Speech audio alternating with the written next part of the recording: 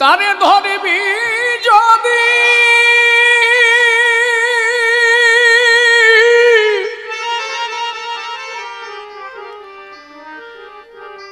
তারে ধরবি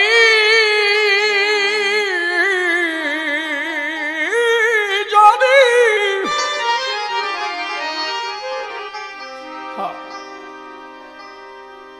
তারে ধরবি যদি নিরবধি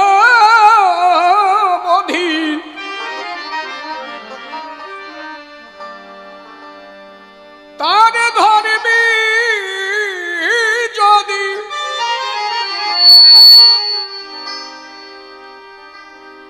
তারে ধরবি যদি নিরবধি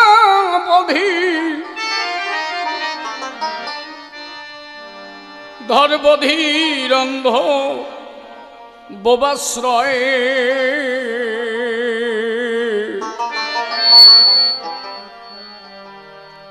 মনের মানুষ ধরা মনরে ফেরা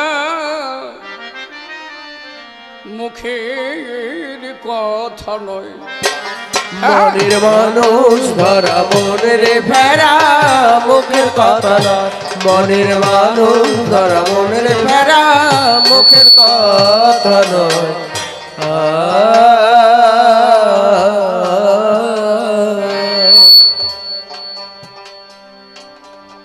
তারে ধরবি তারে ধরবি যদি নিরবধি ধরবি যদি নিরবধি তারে ধরবি যদি একদম চেপে যাচ্ছে বুঝলি চেপে যাচ্ছে ভোকালটা ছাড়া হবে তো তারে ধরবি যদি নিরবধি ধরবি যদি নিরবধি ধরবি যদি নিরবধি ধর্বধীর অন্ধ বোবাশ্রয়ে মানুষ ধরা মনের ফেরা মুখের কথা নয় মনের মানুষ ধরা মনের ফেরা মুখের কথা নয়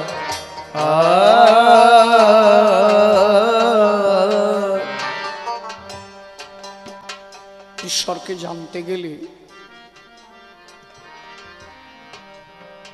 আগে তিনটে ভাবকে কঠিনভাবে জানতে হবে। একটা হচ্ছে পরিপূর্ণ ভক্তি, আর একটা হচ্ছে পরিপূর্ণ বিশ্বাস, আর একটা হচ্ছে পরিপূর্ণ আত্মসমর্পণ। একটু তুলে বাজাও।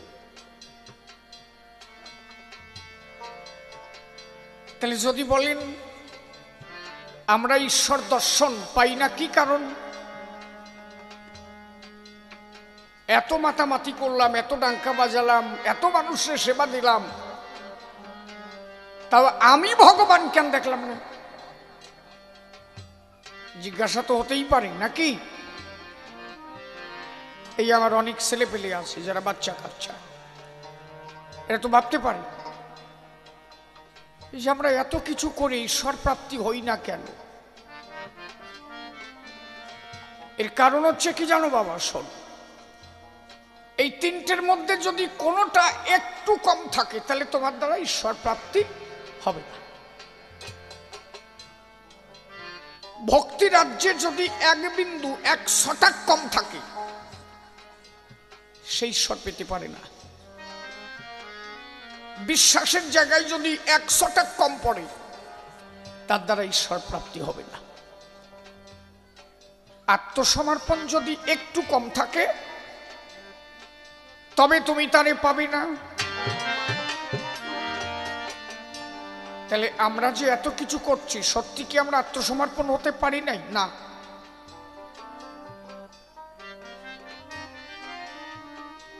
ভক্ত তো তিন ধরনের,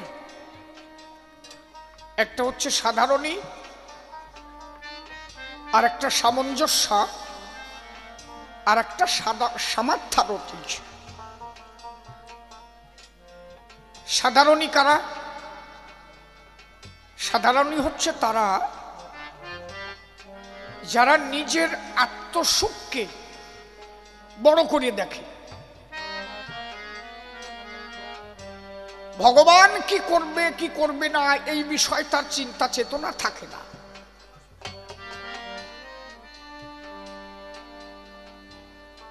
এই যে আত্মসমর্পণ, তাহলে সাধারণী এরা কেমন? আমরা যেমন, আমরা ঈশ্বরের কাছে গিয়েই আগে আরজি জানাই, ঠাকুর এই বছরটা যদি আমার ব্যবসা ভালো হয়, আমি 5টা দল দিয়ে তোমার মহা উৎসব করব। আরজি জানালাম,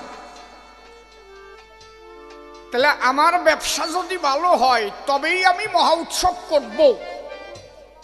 আর যদি ব্যবসা খারাপ হয় তাহলে হবে না। তাহলে সত্যি কি আমি ঈশ্বরকে ভালোবেসে বলেছি? আমি কি তারে ভালোবাসি? তারে যদি আমি ভালোবাসতাম তাহলে ব্যবসা খারাপ হোক আর ভালো হোক এই কথা আমি বলতাম না। আমি কখনো ভাবিনি যে আমার ব্যবসা ভালো করতে গিয়ে, আমাকে সুখে রাখতে গিয়ে যদি আমার ঈশ্বরের কোনো কষ্ট হয়। এই যে আমাদের মধ্যে যেমন দেখি, এই যে আমি আসার পরে শুধু আমার কথা তো নয়, যারা গুরু গোসাই গুরু সেজেছে, ছেলে মেয়ে গিয়েই আগে প্রণাম দিয়ে বলবে যে বাবা কয়েকদিন ধরে যা গা ব্যথা না আমার, আমি হয়ে গে আমার সে বাসার কাছে বাবা গা ব্যথাটা একটু ঠিক করা যায় না? এ বুড়াকো ভাইলিয়ে, তুই যে গা ব্যথার কথা আমার কাছে করিস, তুই যদি ভালো হতিস তা তুই একবারও ভাববি না যে আমার গা ব্যথা যদি বাবা নেয় তাহলে বাবার যদি কষ্ট হয়? আমি যে ঈশ্বরকে কিছু দেব তাতে তো আমার এই ভাবনা থাকবে। আমার এই ভাবনাটা নিয়ে যদি তার কষ্ট হয়, এই জন্য অশ্বিনী গোসাই বলেছিল না কি, আমার এ পাপ দেহ গুরুর পদে কেন করব দান? আমার দান দিবার এক বস্তু আছে, নাও যদি করি সম্প্রদান। অশ্বিনী গোসাই বললেন আমার পাপ দেহ আমি তোমাকে দেব না। কেন দেব না? আমার দেহ তো পাপে ভরা। আমার এই পাপ দেহ যদি তোমার সুন্দর দেহ স্পর্শ করে, তাতে যদি তুমি কষ্ট পাও, এই জন্য আমার পাপ দেহ আমি তোমাকে দেব না। আমি অনন্ত দুঃখে থাকি, তাতে দুঃখ নাই। হরি তুমি সর্বদা সুখে থাকো, এই ভিক্ষা চাই। হরি বল, হরি বল।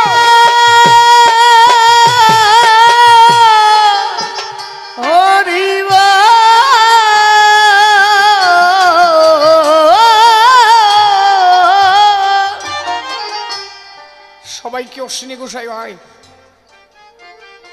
অশ্বিনী গোসাইও তো মতুয়া, আপনিও তো মতুয়া। তাই দুই মতুয়ার মধ্যে অনেক ডিফারেন্স আছে না? আমার কথা বোঝা যাচ্ছে কি? অশ্বিনী গোসাই যেদিন চলে যাবে,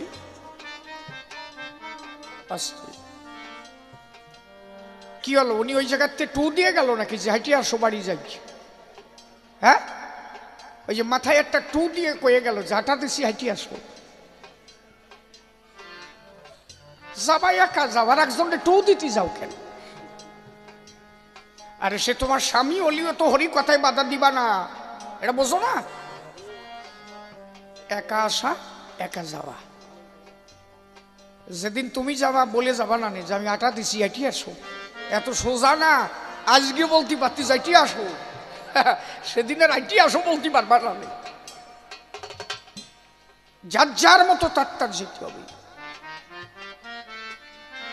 স্বামী যদি হরি কথা শ্রবণ করে, স্বামী যদি ধর্ম সঞ্চয় করে, নারী ঘরে বসে সেই ধর্মের অর্ধেকটা ভাগ পায়। এই জন্য নারীকে বলে সহধর্মিনী, নারীকে বলে না সহপাপিনী। স্বামী যদি ধর্ম কাজে এসে কোনো পাপ অর্জন করে, নারী কিন্তু সেই পাপের ভাগ নেয় না, কিন্তু ধর্মের ভাগ সে পায়। তোমার ভালো ঠেকতেছে না, তুমি আটা দাও, উনি বসে শুনুক, তাতে তো তুমি অর্ধেক পাবা নাকি? কথা কইও, গিটি জল দিও, আর কাটার মতো বসে রয়েছো কেন? সাতা খালি বোঝে না কিছু না। আইসি সলমে এর ধারে গান গাতি, বাজে কথা আমি কব? এই কথা কইস কি দরকার, আমি বাজে কথা কব কেন? তাই তো। আর হরিদাস আমারে কইছে, বাবা তুমি একদম বাজে কথা কবা না, খালি ভালো কথা কই গান গাবা। ও তো বোঝে না, ওর মাইও তো বড় হয়েছে, আমার 2 সেকেন্ড না করলি হয়? ও বোঝে? তাই সাতা বোঝে না কিছু।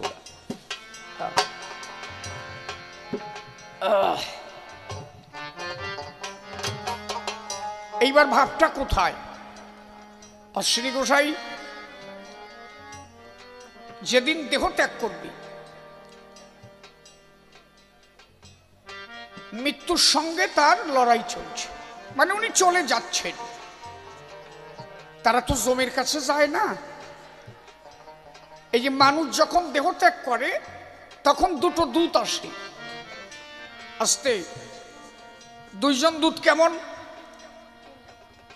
একটা হচ্ছে হরিদূত, আর একটা হচ্ছে যমদূত।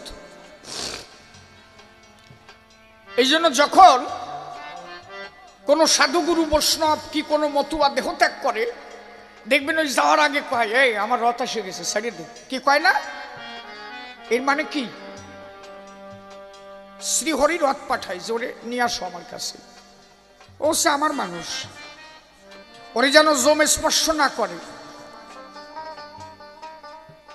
জমের তারে স্পর্শ করার ক্ষমতা থাকে না। আমার অশ্বিনী ঘোষের গান লিখেছে না, জম বলছে আমি আর যাব না মতুয়া নগর, যত মতুয়া মাতাল প্রেমে বিভোর, আমার ইচ্ছা হয় হই গে নফর। নফর মানে চাকর। জম বলছে যেখানে মতুয়ারা হরিনাম গুণাগুণ কীর্তন করে, আমি আর যাব না ওই মাতামের ভিতরে, কারণ মতুয়ারা হরি প্রেমের মধ্যে দিয়ে মহাভাব সাধন করে। হরি বল, হরি বল, হরি বল।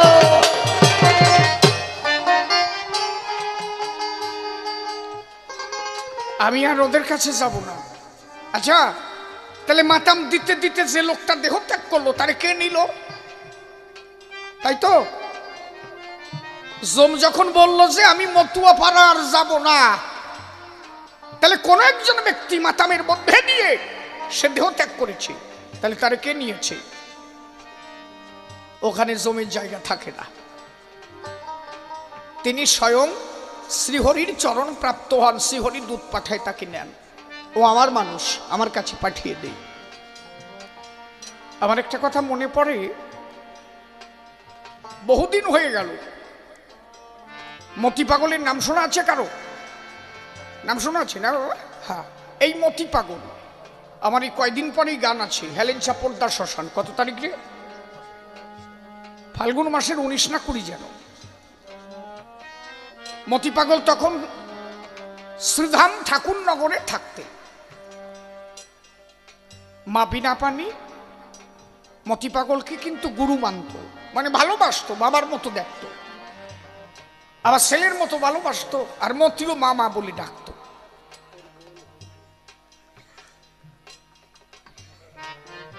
তা মতি মা বিনা পানিকে বলছে কি, আমা কতদিন তোমার হাতে ভাত খাই না, আমার কটা ভাত মা খাই, খাওয়াও না। তা মতি দুধ ভালো খেত, 1 গ্লাস দুধ ভাতের মধ্যে ঢেলে দিয়ে মা অন্য বিনা পানি দেবী ভাত চটকিয়ে ভাত গালে দিয়েছে। ওই দিনে উল্টো রথ চলছে। বাবা প্রমথরঞ্জন ঠাকুর ওই রথের দড়িতে টান দেবে, সবাই দাঁড়িয়ে আছে, বাবা যে টানবে। এখন ঠাকুর গিয়ে যে রথ ধরেছে, দেখেছে আমার শান্তি হরির পাশে মতি বসে আছে। ওই রথের উপর। রথের দড়ি ছেড়ে দিয়ে ঘরে আসছে। উনি তো সামান্য মানুষ না, প্রমথরঞ্জন ঠাকুর, গুরুচাঁদ ঠাকুরের নাতি ছল। গুরুচাঁদ ঠাকুরের ছেলে হচ্ছে শশীভূষণ ঠাকুর, তার ছেলে বাবা প্রমথরঞ্জন ঠাকুর। এটা তো কেউ কমা না। তা ঘরে এসে বলছে, অবিনাপানি, হ্যাঁ তোমার মতি করছে। বলে কেন, আমার কোলে ভাত খায়। বলছে দেখো তো মতি আছে নাকি। দেখে যে মতির গালে ভাত আছে কিন্তু মতি নাই। আজকে কোলের মধ্যে ঢলে পড়েছে, মতি দেহ ত্যাগ করেছে। বলছে বিনাপানি, কারে ভাত খাওয়াইলিয়া, তারে তো সেনো নাই, আসো তাড়াতাড়ি আসো, দেখে যাও কি হচ্ছে। বলে কি?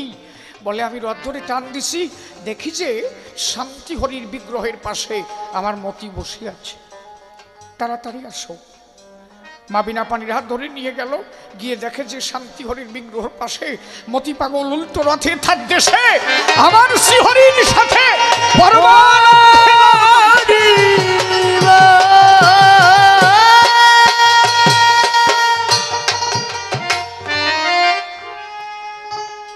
মহাজন যারা, সে মতুয়া হোক বা বৈষ্ণব হোক, সে যে ধর্মেরই মানুষ হোক, তারা যখন লীলাসাঙ্গ করে শ্রীহরি নিয়ে যায় তাদের চরণের ধারে। তেমন অশ্বিনী গোসাই যখন দেহ ত্যাগ করবে, দেখেন কোন স্তরে গেলে ঈশ্বর প্রাপ্তি। গুরুচাঁদ ঠাকুর বললেন, অশ্বিনী তোমার পায়ে বলে যন্ত্রণা। অশ্বিনী গোসাই বলল, না বাবা, যন্ত্রণাতে দেহ ত্যাগ করবে, এত যন্ত্রণা চলছে।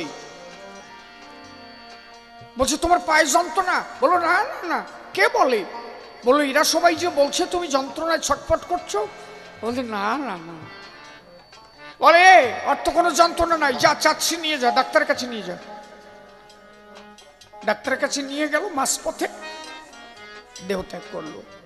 তাও একবারও বলে নাই যে বাবা আমার পায়ে যন্ত্রণা হচ্ছে। কেন জানো?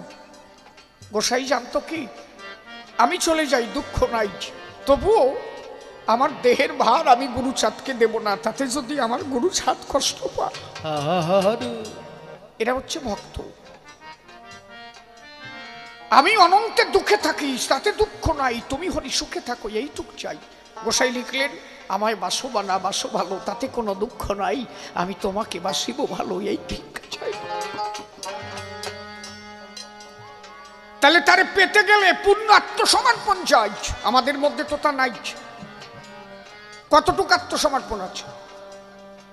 সারাদিন মৎসব করছি, সারাদিন গান গাচ্ছি, আবার একটু জ্বর যখন হচ্ছে সঙ্গে সঙ্গে ওষুধ খাচ্ছি। আমি যদি দেহ ছাড়তে পারি হরিচাঁদের পায়, আমার দেহ যদি তার চরণে সমর্পিত হয়, আমার তো ওষুধ খাওয়ার কথা নয়। কথা বোঝা যাচ্ছে কি? তাহলে আমি মরে যাই, জ্বর হোক বা ব্যথা হোক বা বেদনা হোক, যাই হোক, আমি কোনো কারণে তো ডাক্তারের কাছে যাব না। কেন? আমি দেহ ছেড়ে দিয়েছি তোমার রাঙা পায়ে, তুমি বাঁচাও মানো দীনবন্ধু, তুমি বিনে গতি নাই। আমরা কয়জন সমর্পণ করেছি? পারি নাই, যার কারণে আমাদের দ্বারা ঈশ্বর প্রাপ্তি সম্ভব নয়। তিনি আসেন কখন? বলছে যে করে আমার আশ তার করি সর্বনাশ, তবুও যে সারে না পাস তার হই দাসের দাস। যে পাস সারে না শেষ পর্যন্ত তার দাস অনুদাস হচ্ছে। তাহলে সে তো টেস্ট করে নেয়, তুমি আমার কেমন ভক্ত, তুমি আমাকে কতটা ভালোবাসো। অনন্ত জ্বালা দেবে, অনন্ত জ্বালা দেবে, যন্ত্রণা সহ্য করতে করতে মৃত্যু মুখ যাত্রী হবে, তবুও জ্বালা দেবে। তবুও যে পাস না সারে, তখন এসে কয় আয়, আমি তো দেখছিলাম তুই আমার কেমন ভক্ত। একবার তারে পেয়ে গেলে তখন শুধু আনন্দ আর আনন্দ। তখন জীবাত্মা পরমাত্মার হয় বাঁধুর মিলন। হরিবল হরিবল।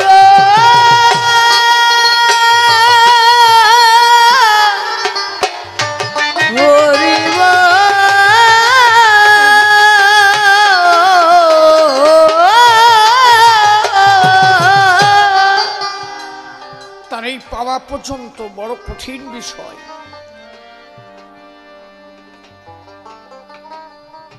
শ্রীমৎ স্বামী তারক গোসাই,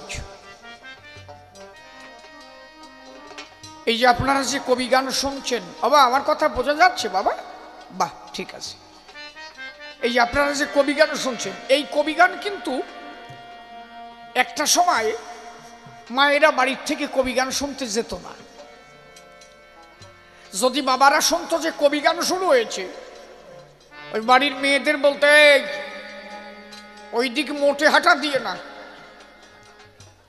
মানে এমন কিছু ভাষা ইউজ হতো কবি গানে যা মায়েরা শুনতে পারত না। এই কবি গানটাকে পরিমার্জিত করে তুলেছিলেন বাবা তারক চাঁদ। আমার তারক সবাই মিলে, পরিবারের সবাইকে সঙ্গে নিয়ে যাতে কবি গান শোনা যায়, সেইভাবে সামাজিক সংস্কারের মধ্যে নিয়ে কবি গানটাকে তুলে ধরেছিলেন বাবা তারক চাঁদ। আমার তারক কি সহজলব্ধ জিনিস নাকি? আরে বাবা, এই কথা কও কেন, কথা কও কেন? ওই যে ভক্তকে অসুবিধা হচ্ছে, বুঝো না? এত মানুষ বসে গান শোনে, তোমরা দুইজন না ভাই বেড়াও, ব্যাপারটা কি? শালার গুরুকেরা মানুষ হবে কবে এই ভাবি তো বুঝলাম। দুই সাইডে দামরের দরকার আছে, বুঝলি? হ্যাঁ, না থাকবে আমিও কব না, থাক, বাজে কথা আমার চলে না, বোঝো না। সলমাইয়ের গাদায় এই জায়গা দিয়ে, বোঝো না? হ্যাঁ, চুপ কর, খালি বোঝো না। কব না, থাক থাক, না না, কও কও না থাক, কও। চুপ কর সাটা, বুঝে না। তোরা যা বলতি আমার না বলায় তো ছাড়বি না রে, থাক।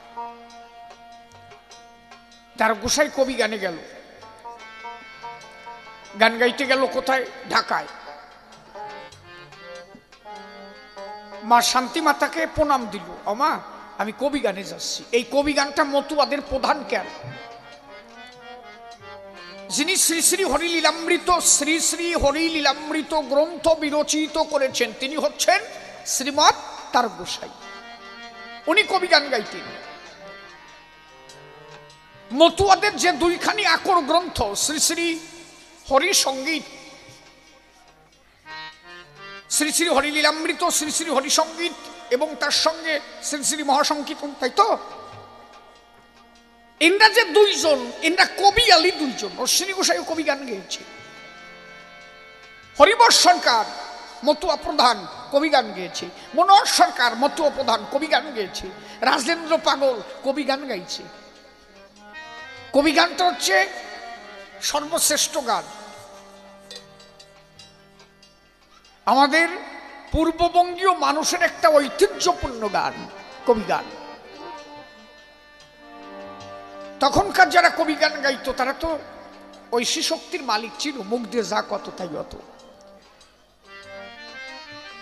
তা ঢাকায় গানে যাচ্ছে, বাবা হরিচাঁদের পায়ে প্রণাম দিছে। বাবা কইছে, অতারক কি ভয় আসছে? বলে, বাবা বিপক্ষের যে কবিয়াল বিদগ্ধ পণ্ডিত, আমি কি পারবানি?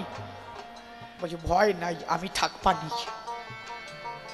দেখছো, কয়ে ভয় নাই, আমি তোমার কাছে থাকবানি, তোমার কিসের ভয়? শ্রীহরি যদি কাউরে অভয় দেয়, তারা থাকে নাকি কোনো ভয়? তারক এত সহজ, ওরে বাবা বাবা বাবা। এই জন্য আমার অশ্বিনী লেখছে না, যার নাম নিলে হয় সমন দমন, নাম তিতা তারক ব্রহ্ম রসের চূড়া। কোন মানুষ মৃত্যু পথযাত্রী, সেখানে গিয়েও যদি তারকের দোহাই দেয় তার মরণ থেমে যায়। যদি সেমন মানুষ দোহাই দেয়, তবে সবার মুখে তো শোভা পায় না। যে মুখ দিয়ে নামটা উচ্চারণ হবে, সেই মুখখানাও তো তেমনও হওয়া যায়। আমি নিজে দেখেছি আমার তারকের মহিমা। বাংলাদেশে তুলসী গোসাই ছিল, তুলসী গোসাই একজন দেহত্যাগ করবে, মানে বৃদ্ধ হয়ে গেছে।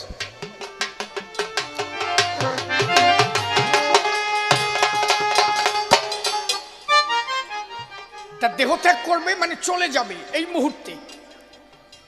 ওই ঘরে তুলসীদা গেল,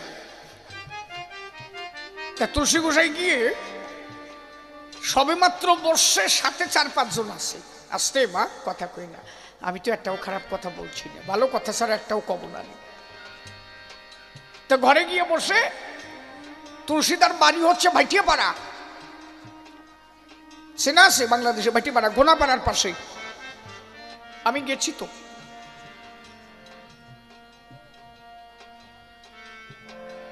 তা উনি গিয়ে ওই বাড়িতে বসছে। এখন ওই ভক্ত যারা, তারা করছে কি, অগসাই চলো চলে যাই। বলে কেন? বলে না, এ বাড়ি বেশি সময় থাকা যাবে না। বলে কেন, কি হয়েছে? বলে ওই যে ডাক্তার বাড়িতে চলে গেল, বলে গেছে আর কয় মিনিটের মধ্যে মরবে।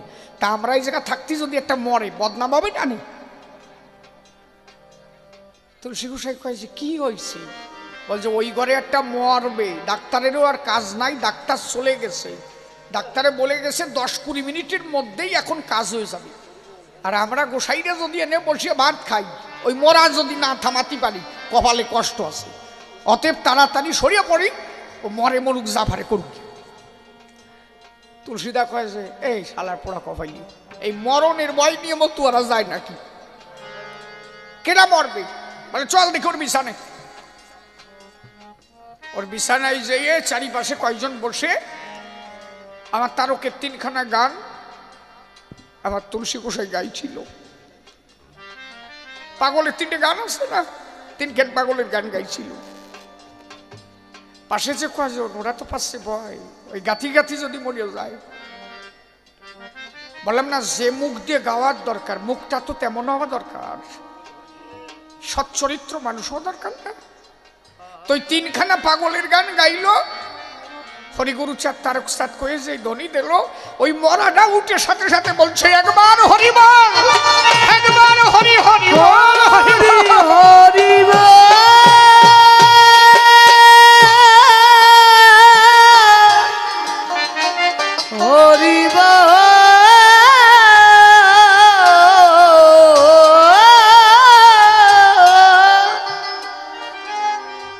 তাহলে বসো, তারকে 3টে গান গেয়ে সেই মরা লাভ দিয়ে ওঠে। তাহলে গানের মধ্যে কত সুপ্রিম পাওয়ার ভরে দেওয়া। গানে গেল, শান্তিমা বলল কি,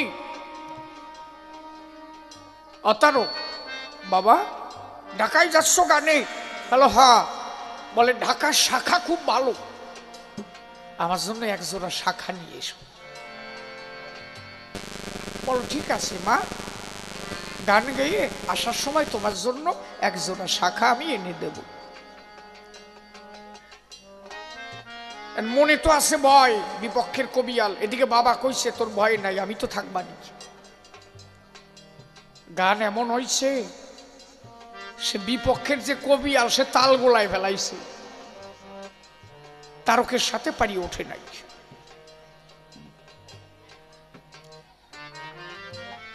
সকালবেলা তখনকার কবি গান মানে সারা রাত হতো, 2 দিন 3 দিন পর্যন্ত বাইরে গেলি তো আর সারা যেত না। ভোরবেলা প্রাতকর্ম সর্বাত্তরে, তখন তো আর পায়খানা বাথরুম এত পাকা ছিল না, মাঠে যে পায়খানা করতে হতো। ওই প্রাতকর্ম সারিতে বদনাকটা নিয়ে হাতে মাঠের মধ্যে গেছে। তো এটি সেরে যখন আসতেছে, বাচ্চা একটা ছেলে সামনে যে দাঁড়াইছে, এই শোনো কি, তারও গোসাইরে বলতেছে আস্তে। বলছে গোসাই, আচ্ছা কালকে যে গান গাইয়ে, গান তো খুব ভালো গাইয়ে, তোমার গানে যেন বৃক্ষের পাতা ঝরঝর ঝরঝর করে ঝরে পড়ে, তোমার গানে যেন কঠিন পাষাণ বলে যায়। কিন্তু বিষয়টা কি, তুমি যখন গান গাইলে না, তোমার ওই কাঁধের পরে একটা সোনার পুতুলি বসে কি জানো কি কয়, গোসাই তা তুমি তো একা আসলে, তারে রাখলে কোন জায়গায়? তার গোসাই বললেন যে আমার কাঁধে কে বসেছিল, আমি তো দেখি নাই। বলে তা আমি বলতে পারবো না, তবে ছোট্ট একটা বাচ্চা ছেলে ছিল, সোনার পুতুলির বর্ণ কি জানো কি বলতেছিল, আর তুমি তাই বলতেছিলে। তার গোসাই ছেলেটার দিকে তাকাই, দেখে এ সামান্য ছেলে না, এ কয় কি, এ তো যেমন তেমন ছেলে না, তারক বাহানা দিয়ে যে জড়ায় ধরতে গেল, দেখি সামনে কেউ নাই, লীন হয়ে গেল। তারকার কি তারক আছে? ওইখান থেকে 100টে শাখা কিনে নিয়ে ওরা কান্দি আগে ঢুকছে। বাবার কাছে যে দাঁড়াইছে, এখন বাবা কষছে, বাবা হরিচাঁদ ঠাকুর বলছে, বাবা যারে দেখলে তারে ধরে রাখতে পারলি না? দেখছো, দাঁড়ানো মাত্রই বলছে, মানে নালিশ দেবে কি তার আগেই ঠাকুর বলছে, বাবা তা যারে দেখলে তারে ধরে রাখতে পারলি না? বলে সবই তো তুমি জানো। বলে তারক সব আমি জানি, তবুও তোর মুখে শুনি, কারণ ছেলের মুখে শুনে কত আনন্দ পাই তা তো বুঝিস না। কারণ ওই ছেলেটা তো আর কেউ না, ভক্তর মন রক্ষা করিতে বোঝাইল তাই, সদা সর্বদাই আসি আমি তোর সাথে হেথায়। তাই বুঝে তারক আমার গড়াগড়ি দিল, একবার তারক গোসাই প্রেমানন্দে হরি হরি বল, হরি বল, হরি বল, হরি বল, হরি বল, হরি বল, হরি বল, হরি বল, হরি বল।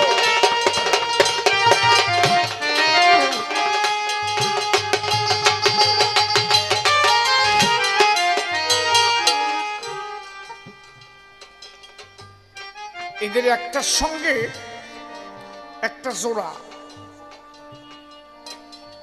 যদি বলেন কেমন, তারক গোসাই শান্তি মাতারে সাক্ষাৎ দিয়েছে, এই ঘটনা কালীর খবর হয়ে গেছে। কথাটা বোঝো, এই আমরা যে হিংসে নিন্দা করি, করো কেন? এগুলো খালি খালি। শান্তিমাতা শাখা পড়িছে, মা কালী খবর পাইছে যে মা রেক শাখা দিল, তা আমি যে মাইয়ে আমারে তো দিল না, দেখছো? তাহলে আমার বাবা আমারে শাখা দিল না কেন? আর আমরা মাঝখানে তে বেজাল বাধাই মরি, খালি কালিও কেসকেছি বাধাইবে না। কোন একজন শাখারু শাখা বেচতে আসলো লক্ষ্মীপাশা কালী মন্দির। তা শাখা বেচতে আসলে কালীর পায়ে প্রণাম দিয়ে বললো, মা আজকে যেন আমার শাখাগুলো বিক্রি হয়ে যায়। সুন্দর অপরূপ যুবতী সম্পন্ন একজন নারী, যদিও বয়স অল্প, কালোর মধ্যে যেন আলো জ্বলে। শাখারুকে বলছে, শাখারু আমার এক জোড়া শাখা দেওয়া যাবে? বলে আমি শাখা বিক্রি করি, তা দেবো না কেন? বলে আমার কাছে তো পয়সা নাই। বাড়ি কোথায়? বলে এই নদীর ওপারে জয়পুর, আমার বাবা হচ্ছে তারক গোসাই। আমার বাবার কাছে যে বললে টাকা দিয়ে দেবে, আমি তো পুজো দিতে আসছি, পুজো দিয়ে বাড়ি যাব। তার আগে তুমি চলে গেলে টাকা পাবা আমার বাবার কাছে কবা। যদি বাবা টাকার খবর না জানে, আমি তোমারে বলছি, আমাদের ঘরের মধ্যে একটা ঝাঁপি আছে, ওই ঝাঁপির ভিতরে টাকা রাখা আছে। বাবার হয়তো মনে নাও থাকতে পারে, গান টান গায়ে তো। শাখারু ভাবলো তো বিরাট ব্যাপার। শাখা এক জোড়া দেখলো, ওই এক জোড়া পড়ায় দিল। তা বললো যে তা তুমি না কাজ করো, অমা তুমি আমার সাথে চলো। বলো না আমি পুজো দেবো তো। বলে তা আমি বসি নদীর ঘাটে, বসি দুইজন একসাথে যাবানি? বলে হ্যাঁ, তা তুমি ঘাটে বসো। ওই ঘাটে বসে থাকলো, অনেক টাইম হয়ে যাচ্ছে। উনি তো শাখা আরো বিক্রি করবে, যে মেয়েটা আসে না কেন? মন্দিরে গিয়ে দেখলো সে মেয়েও নাই, কেউ নাই। কি হলো রে? তাহলে আমার শাখা চুরি করে নিয়ে চলে গেছে। মনে মনে করে চিন্তন ভাবিল তখন, আমি তাড়াতাড়ি যাব তার গৃহেতে এখন আসতে। নৌকা করে ওই শাখারু তাড়াতাড়ি গেল। নদীর ঘাটে গিয়ে যখন নামিয়া দাঁড়ালো, জিজ্ঞাসিল ভক্তের ধারে, আমার কথা লও, এখানে তারক নামে আছে কিনা একটু বলে দাও। লোকজনে তারে দেখে সবাই বলে দেয় ওই বাড়িটা বাস করে তারক চাঁদ গোসাই। ধীরে ধীরে তারা সবাই ওই শাখারু তাহার বাড়ি গেল। তারক গোসাই কিন্তু দাঁড়াইয়া ছিল। শাখারু গিয়ে বলে আমার তারকের ওঠাই। শোনো শোনো শোনো তুমি হে তারক গোসাই,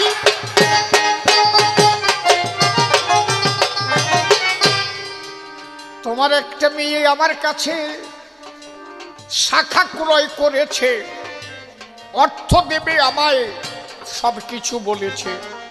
বলেছে আমার কাছে নাই গো টাকা, টাকা আমার বাবার রয়, বাবার নাম তারক গোসাই, ঝাপার মধ্যে রয়। বলে বাবার একটা ঝাঁপি আছে ঘরের মধ্যে, তার মধ্যে টাকা আছে।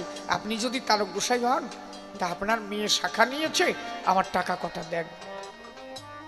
তারক গোসাই বললেন আমার মেয়ে, বাজে কথা বলা জায়গা পান না নাকি? ব্যবসা করতে করতে এত বড় মিথ্যা। বলে কেন, আপনার মেয়ে নেই? কালো করে চেহারা, ভালো উজ্জ্বল, যদিও বয়স অল্প, সুন্দর দেখায়, কালোর মধ্যেও যেন আলো জ্বলে। তারক গোসাই বলেন আমি বিয়েই করি নাই, তো মাইয়া হয় করেন। বলে আপনি বিয়ে করেন নাই? বলে না। তা বললো যে আমার বাবা। তারক গোসাই বললেন টাকার কথা বলেছে? বলে হ্যাঁ। কোথায়? ঘরের ভিতরে ঝাঁপির মধ্যে। বলে আচ্ছা আগে দাঁড়াও, আমি টাকা আছে কিনা দেখে আসি। ঝাঁপি খুলে হাত দিল, দেখে যে টাকা। টাকা কটা মিটিয়ে দিল।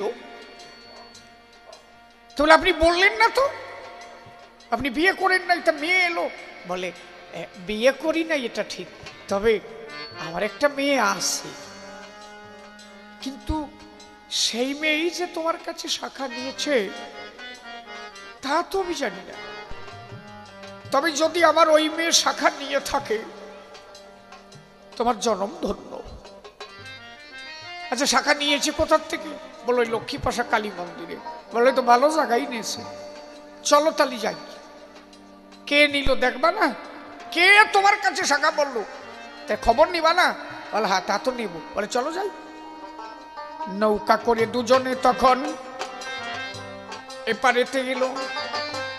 লক্ষ্মীপাশা কালী মন্দিরে যখন প্রবেশিল, গিয়ে দেখে কালী মাতার দুই হাতে যে শাখা পরায় সেই শাখা জোড়ায় আছে কালী হাতে রে ভাই। তার বসে বলছে এই সেই শাখা নাকি? বলে হ্যাঁ হ্যাঁ এই জোড়াই তো পড়াইছি, তো ইনার হাতে আসলো কি করি? বলে তা আমি বললাম না আমার একটা মেয়ে আছে, সে হচ্ছে আদ্যা শক্তি মহামায়া। তোমার কোটি জন্মের কপাল ভালো যে এই কালীর দর্শন আজ তোমার ঘটেছে। হরিবল হরিবল।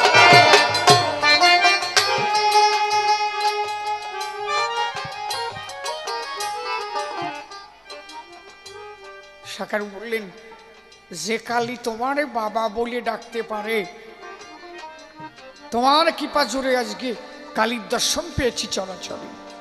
সেই দিন থেকে শাখার ব্যবসা দিয়ে ছেড়ে ওই যে ধর্মে নিযুক্ত হয়ে গেল, আর কর্মটর্ম তা ছিল না।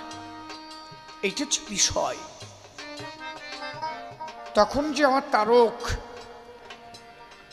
যা বলেছে তাই হয়েছে। ঐশী শক্তির মালিক তো, তার মতো অত বড় শক্তিধর কয়জন ছিল? আমার গোলক তারক, মহানন্দ, হীরামল্লোচন, বদন, দশরথ, মৃত্যুঞ্জয় আর বাবা, এরা পেয়েছিল তারে, কারণ ভজেছিল নিঃস্বার্থভাবে হরিরে। আত্মস্বার্থ কোনো সময় তাদের মধ্যে ছিল না। তাদের একটাই ভাবনা, হরি তুমি ভালো থাকো, আমি আমার ভালো চাই না। তাই অশ্বিনী গোসাই বললেন তারে পেতে গেলে তিনটি ভাব ধর, বোবার মতো হা। বোবা যেমন কথা বলতে পারে না, এত কথা কইস না। অন্ধের মতো স্বভাব ধর, কানাই যেমন চোখে দেখে না, বেশি কিছু দেখতে যাস না। বধির হ, বধির মানে যে কানে শোনে না, বেশি কিছু শুনতে যাস না।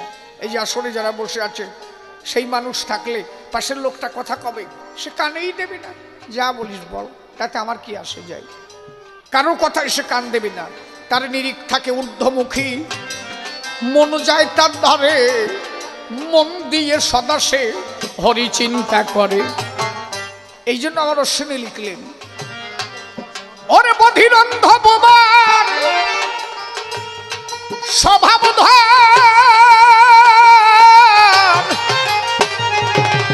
অধর ধরা পরিবে ধরা, তার ধরার মতো ধর। ও ধরার মতো ধর,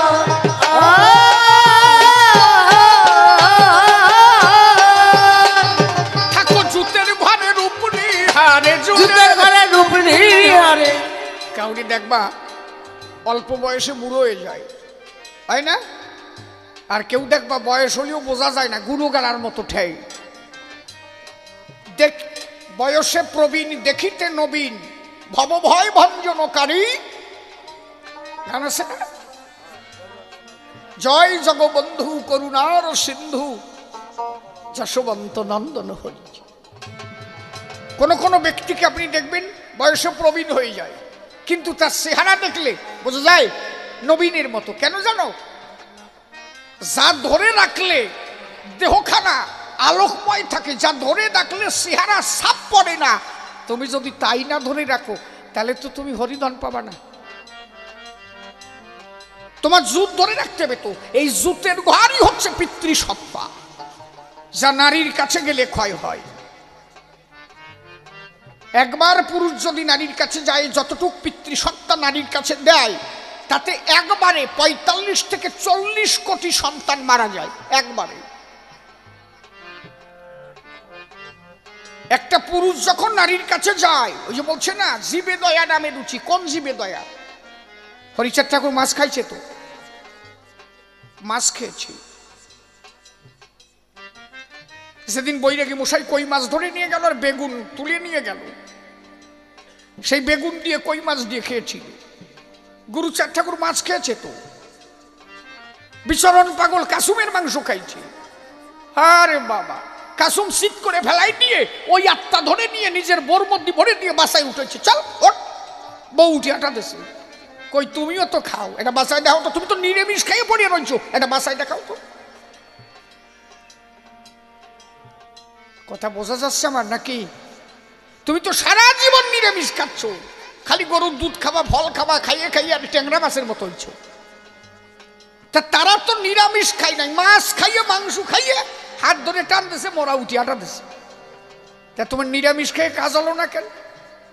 আরে খাওয়াই কি আসে যায়, যা ধরে রাখলি কাজ হয় তাই তো ধরো নাই। সারা জীবন ভরিয়ে ৪০ কোটি মুরগি কাটে খাতে পারবা তুমি? ৪০ কোটি মাছ খেয়ে পারবা না? থাক, মাঝে মাঝে একটু কুলুপ দেবেন, থাক। তাহলে এত মাছ এত মাংস তুমি খেয়ে পারবা না। একদিন খাটের পরে নারীর কাছে যা ধ্বংস করো, ১ সেকেন্ডের মধ্যে যে জীব তুমি ধ্বংস করেছো। আমার বাবা গিয়েছিল মায়ের দ্বারে, ৪৫ থেকে ৪০ কোটি আমার মতো শিশিরকে দিয়েছিল মায়ের দ্বারে। সেখান থেকে আমি শুধু বেঁচেছিলাম, আর সব কয়টা ভাই বোন মরে গেছিল। তাহলে একবারে যদি ৪০-৪৫ কোটি সন্তান মারা যায়, আমি জীবনে কয়শো, কয় হাজার, কয় লক্ষ কোটি সন্তান মেরেছি বলো। ও মাছ মাংস খাওয়াতে আসে যায় না, যা ধরে রাখলি কাজ হয় সেই সাথেই তো ধরে থাকা যায় না। আগে তাই ধরে রাখো। অশ্বিনী গোসাই আরি মাছ খাইছে, আরি মাছ। ওরে তা যদি শোনো রে, কব নাকি কব? শোনো শোনো, সলমাইয়ের গান গাতে আইছি, আমি কি পয়সা নেবো নাকি? কি ওরা যদি দেয় আমি নেবো না, তা তো কই নাকি? সে যদি দেয় হাসে বলিস কেন সাটা? হ্যাঁ, ওরাও তো জানে যে বাবার এইভাবেই সংসার চলে গান গাইয়ে। কি ওরা যে এইবারে কম দেবি তা না, সব জায়গায় ৩০ নি, ওরা নয় ২০ দেবি, তার নিচে তো নামবে না। চিন্ময় কথা কুস।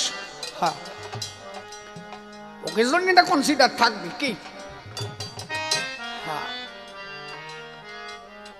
অশ্বিনী গোসাই শিষ্যদের বাড়ি গেল, তাহলে এরা তো মাছ খাইছে।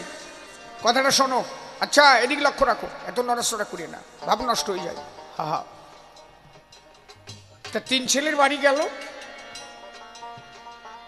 ওরা ভাবলো কি বাবা তো ভালো আড়ি মাছ খায়, আড়ি মাছ ধরার একটা ভাব আছে, ওই খাড়ি গাড়তো, খাড়ি জানা আছে তো, পূর্ববঙ্গের মানুষ হলে জানবে, ওই নদীর মধ্যে কুঞ্চি গাড়িয়ে গাড়িয়ে দিয়ে আসতো, ওরে খাড়ি গাড়া কত, ওই কুঞ্চি সোজাসুজি কোচ দিয়ে কোপ দিত, মানে আড়ি মাছে বাসা বাঁধত, কোপ দিলে আড়ি মাছ পড়তো। তা 21খানা খাড়ি দিয়েছে, 20খানা খাড়ি কোপ হয়ে গেছে, একটা খাড়ি বাকি আছে।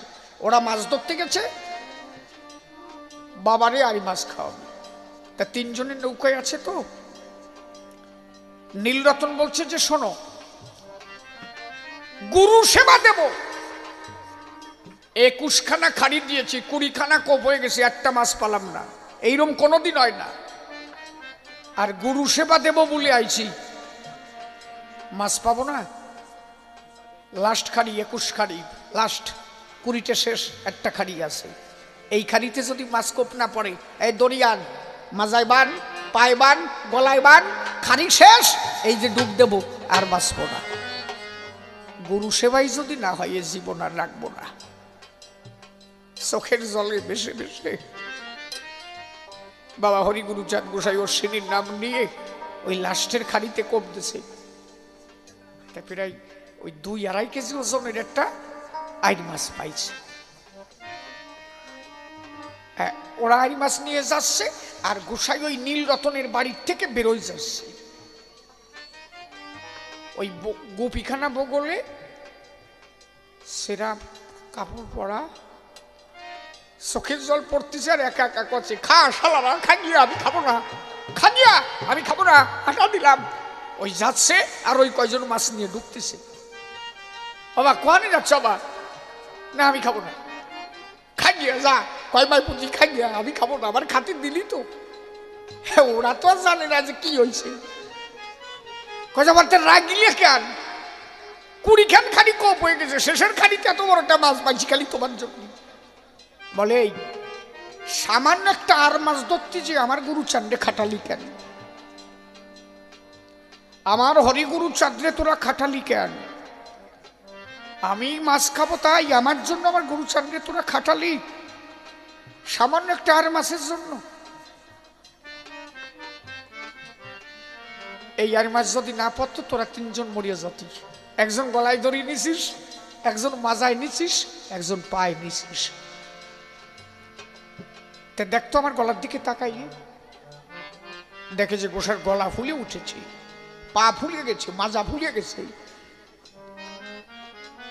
নীলরতন বুঝতে পারছে, বলছে কত কষ্ট দিলি আমারে বুঝিস, সামান্য একটা মাছ ধরার জন্য মরিয়ে যাবি? এইটুক ভালোবাসিস আমারে? আজকে তোদের যদি কিছু হয়ে যেত, আমার ঠাকুরের কত বদনাম হতো। সেই দেখ গলাটা কি করেছিস তোরা। ওই যে তিনজন গলায় দড়ি নিয়েছে না, সেই ফোলা নিজে বহন করেছে। তেলেরা যদিও মাছ খায়, এদের মন ছিল সেই জায়গায়। এক বিন্দু পিতৃসত্তা, একদিন মাত্র নারীর কাছে গমন করেছে, তাইতে মরবে বলে ঝাঁপ দেশে নদীতে, যা এ দেহ আর রাখবো না। কেন? ওনার স্ত্রী বলেছিল, সন্তান চাও, আমারটা সন্তান দাও, আমি একটা পুত্র সন্তান চাই। গোসাই বলেছিল, সমর্পিত দেহ মম আমিত্ব কিয়া, আমিত্ব স্বামিত্ব তুমি সর্বাবলাধার, আমার দেহ সমর্পণ করেছি, এর থেকে এক বিন্দু সত্য আমি আর খরচ করতে পারবো না। বললেন আমাকে পুত্র দিতে হবে। অশ্বিনী গোসাই বললেন, তুই ছেলে চাস না আমারে চাস? বললাম আমি তোমারে চাই না, সন্তান চাই। ওই সময় গান লিখেছিল, ওই গানটা, আপন বলিতে আমার কেউ হলো না ভবে, আমি যারে এত ভালোবাসি সেও ডুবাই রৌরবে, আপন বলিতে আমার কেউ হলো না ভবে। যাহার জন্যেতে খোদা তৃষ্ণা শীতে অর্থ সঞ্চয় করি, সে দুঃখ নাশিতে সেও করিয়া ছল, দিল মোরে রসাতল, আমার পরিণামে কি হবে? আপন বলিতে আমার কেউ হলো না ভবে, হরি বল হরি বল।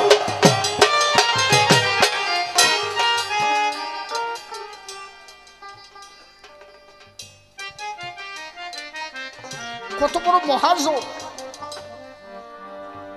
ওই যে নারীর সাথে হয়ে মিলন, সন্তান দিয়ে রওনা দিল। আর আমি এ দেহ রাখবো না। কেন রাখবো না? আমি গুরু সাদের তবিল ভেঙে ভাই হলাম অপরাধী। গান আছে না, আমি গুরু সাদের তবিল ভেঙে ফেলাইছি, আমি অপরাধী সেজেছি, আমার মতো কেউ হইল না।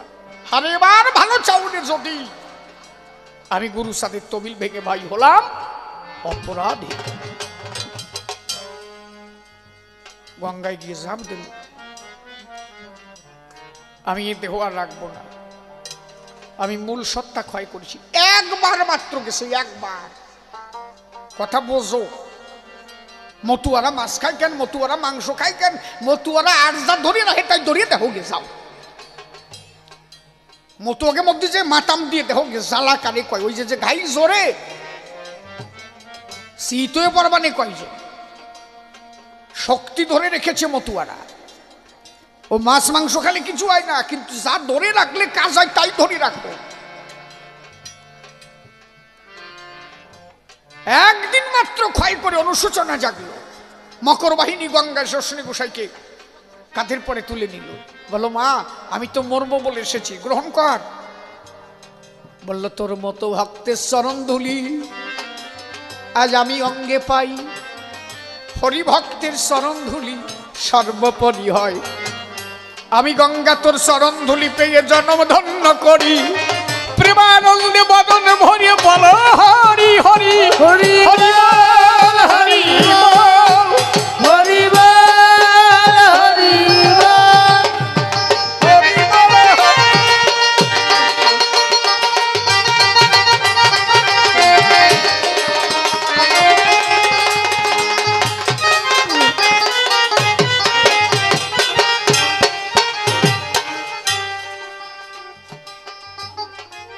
এই জন্য আগে ভাব বোঝো। জীবে দয়া নামে রুচি, মানুষেতে নিষ্ঠা, ইহা ছাড়া আর যত সব ক্রিয়া ভ্রষ্টা। মানুষকে ভালোবাসো। আমার অশ্বিনীতে গান লিখলেন, আজকে এক গানই শেষ করব। হ্যাঁ, কয়বার গাবো? বধিরন্ধ বোবার স্বভাব ধর, তবে অধর ধরা পড়বে ধরা, ধরার মতো ধর, ও ধরার মতো থাকো জুতের ঘরের উপনি হারে, জুতের ঘরের উপনি হারে, থাকো জুতে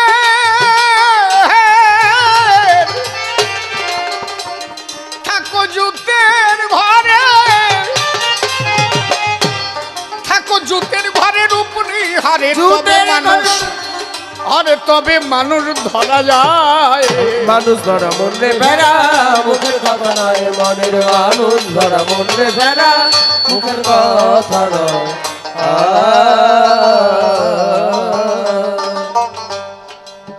তোমার আমিত্ব দূর, আমিত্ব দূর যখনই হবে, তবে হবে সে ভাব বাহ্য স্বভাব, কিছু না রবে। ও কিছু না রবে। গান শুনছি।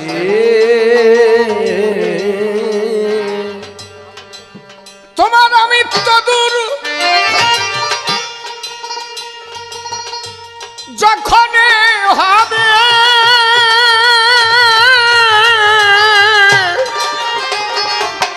হবে সে ভাবাজ্য স্বভাব, কিছু না রবে।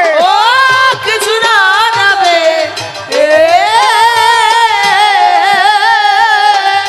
হরি বলে এই দশা তোর যখন হবে, এই দশা তোর যখন হবে, এই দশা তোর যখন হবে, ওরে এই দশা তোর যখন হবে, দেখবি জগৎ মানুষময়। মানুষ ধরা মনের ভেড়া, মুখের কথা নয় মনের, মানুষ ধরা মনের ভেড়া, মুখের কথা নয়।